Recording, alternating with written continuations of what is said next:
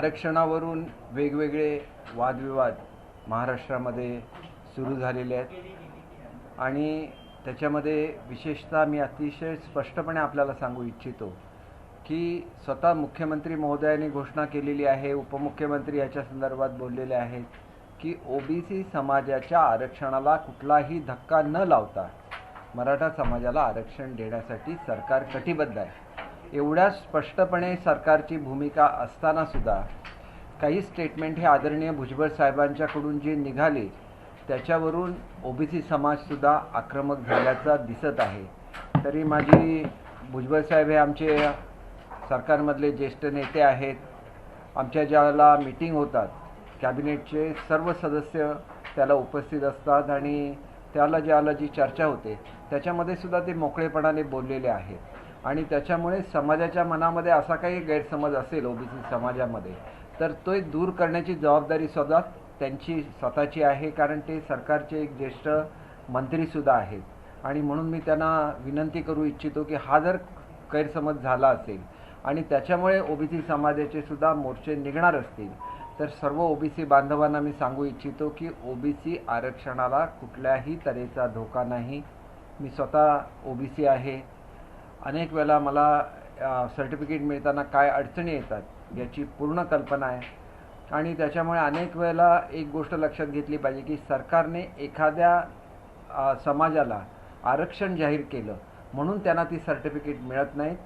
त्यांना वेगवेगळ्या तऱ्हेचे दाखले हे प्रोड्यूस करायला लागतात, त्यावेळेला त्यांना सर्टिफिकेट मिळतं आणि त्याचं ज्यावेळेला व्हेरिफिकेशन होतं त्यावेळेलासुद्धा अनेक तऱ्हेचे दाखले त्यांना द्यायला लागतात। अनेक समाजाच्या संदर्भात असं झालेलं आहे की जे दाखले शासनाने त्या ठिकाणी ज्याला मान्यता दिलेल्या आहेत असे दाखले ज्यावेळेला त्या समाजाला मिळू शकत नाहीत त्याला त्याच्यासाठी कमिटी नेमली जाते आणि त्या समाजाचे कुठल्या तऱ्हेचे त्यांना ओळखलं जातं वगैरे ह्याच्या संदर्भातलं संशोधन केलं जातं आणि नंतर मग त्यांना ते दाखले मिळण्याचा मार्ग मोकळा होतो। मराठवाड्यातल्या मराठा समाजाबाबतीत असंच झालेलं आहे की त्या काळामधली त्यांच्या ज्या नोंदी होत्या या एकतर मौडीमध्ये होत्या, फारसीमध्ये होत्या, उर्दूमध्ये होत्या आणि त्याच्यामुळे या संदर्भात संशोधन करून दाखले मिळण्याच्या संदर्भात ज्या अडचणी होत्या त्या दूर करणं आवश्यक होतं आणि म्हणून शिंदे समितीची स्थापना झाली। शिंदे समितीने 1.5 कोटीपेक्षा जास्त कागदपत्रांची पडताळणी केली आणि अगदी थेट 1885 पर्यंतचे पुरावे त्यांनी जाऊन त्या ठिकाणी तपासलेले आहेत। त्यांनी कुठल्या तऱ्हेचे 12 दस्तऐवज पुरावे म्हणून ग्राह्य धरावे याच्या संदर्भात शासनाला शिफारस केलेली आहे। शासनाने ती शिफारस मान्य केलेली आहे। त्याच्यामुळे हे अत्यंत क्रिस्टल क्लिअर आहे की कुठलंही नवीन आरक्षण हे देण्यात आलेलं नाही आहे। कुणबी आरक्षण जे आहे हे 1967 सालात हे कुणबी समाजाला दिलेलं होतं आणि 2004 सालामध्ये मराठा कुणबी आणि कुणबी मराठा हे सुद्धा आरक्षण म्हणजे त्याच्यामध्ये ज्या काही त्रुटी होत्या नोटिफिकेशनमध्ये त्यासुद्धा 2004मध्ये दूर केलेल्या आहेत। त्याच्यामुळे विदर्भ असेल,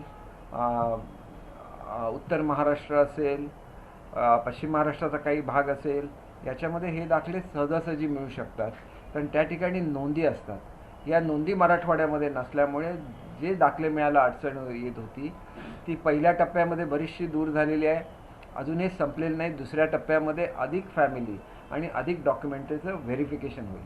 दुसरी जी मागणी होती की संपूर्ण महाराष्ट्रामध्ये ह्याची पडताळणी व्हावी, त्याप्रमाणे सर्व डिव्हिजनमधल्या जुन्या कागदपत्रांची पडताळणी होते आहे। शेवटी ही गोष्ट जर सर्वच लोक मान्य करतात आणि भुजबळ साहेबांनी सुद्धा मीटिंगमध्ये मान्य केलेलं होतं की कुणबी दाखले ज्यांच्याकडे असतील त्यांना कुणबी सर्टिफिकेट द्यायला आमचं कुठलंही ऑब्जेक्शन नाही आणि त्याच्यामुळे आता अशी कुठली नवीन परिस्थिती उभारली की ज्याच्यामुळे आपण असं म्हणू शकतो की ओबीसींचं आरक्षण धोक्यात आलं आहे, असं काहीही बिलकुल घडलेलं नाही आहे।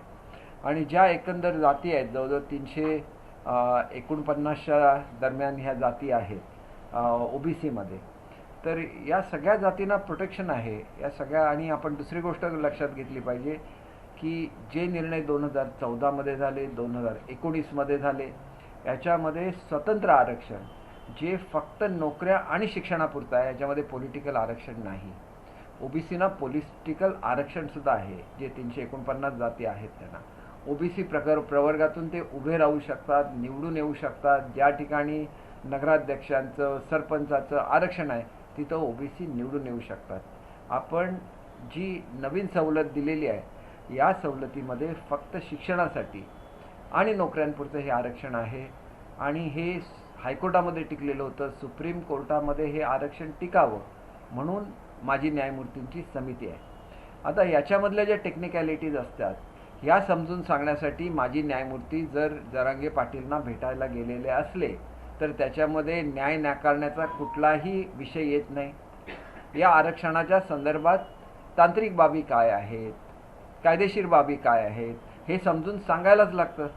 कारण शासनाने काही निर्णय घेतला तरी ते कोर्टामध्ये टिकायला लागतं आणि ते टिकायचं असेल तर त्याच्यासाठी आवश्यक ते डॉक्युमेंट्स तयार करायला लागतात.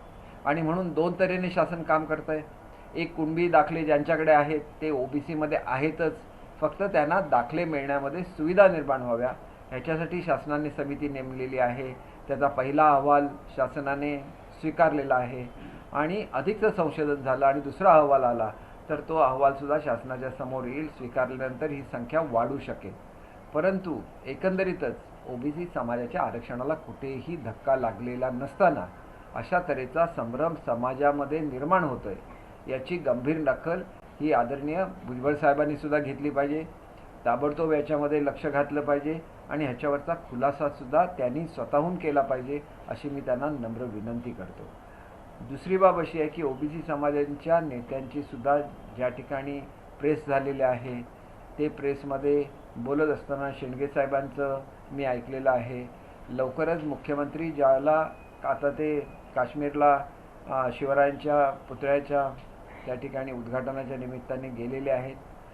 परत आल्यानंतर निश्चितपणे ओबीसी समाजाला ते बोलवून घेतील आणि ही वस्तुस्थिती त्यांना सांगून त्यांना कुठल्याही प्रकारे त्यांची